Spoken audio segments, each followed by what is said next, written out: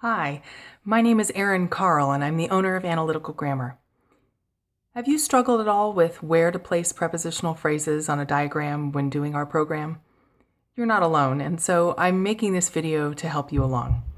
Now, all the information I'm about to give you is in the book. It's just not all in one place, and so sometimes it's easier when it's all sort of spelled out.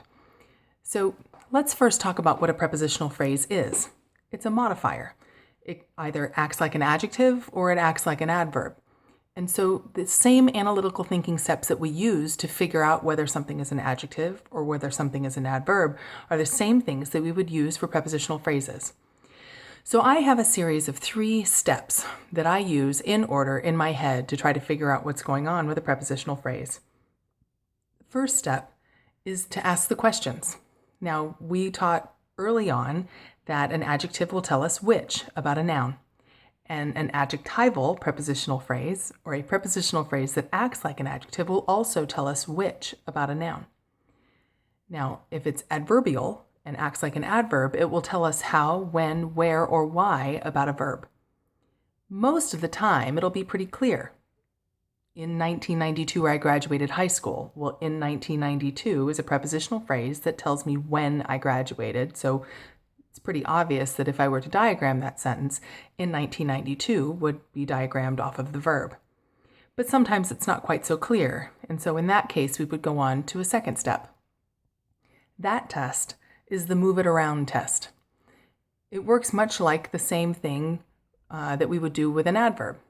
So if you can move a prepositional phrase to multiple places in a sentence without changing the meaning, that's usually indicative of a prepositional phrase that's modifying the verb.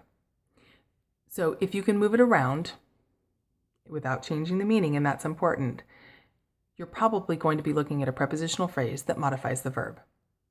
But sometimes that's not quite clear either. And if that's the case, then we're going to go to our third test. Now, this is described on the second page of your adverbs notes near the bottom.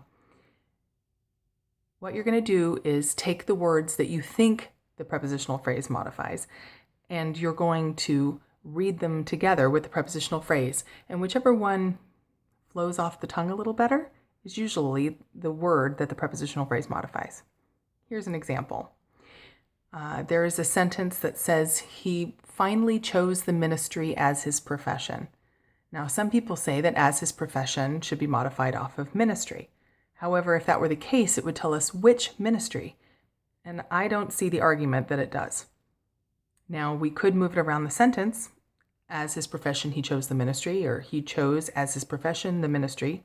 Both of those make sense to me, and I don't see how they would change the meaning. But let's go ahead and try our read it together test. So we're going to take the word chose and the word ministry. Chose as his profession or ministry as his profession? See, I think chose as his profession sounds much more normal. It flows. So my argument would be that as his profession goes off of the verb in that sentence.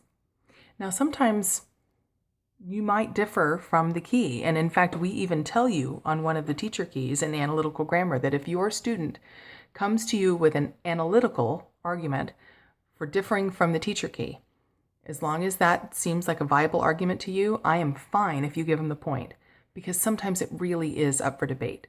The beautiful thing about grammar is most of it is pretty cut and dried, but there are things that are arguable, and prepositional phrase placement sometimes is one of them. I'll give you an example. There is a sentence that says, the crowds at the Lincoln Memorial joyfully received him, something like that. Now, we in the key have the crowds at the Lincoln Memorial with at the Lincoln Memorial modifying the noun crowds, telling us which crowds, the crowds at the Lincoln Memorial versus the crowds at the Washington Monument. However, I have had students who have argued that at the Lincoln Memorial tells me where he was received. And you know what? I buy that. And if a student comes to me with that type of argument, I would give them the point.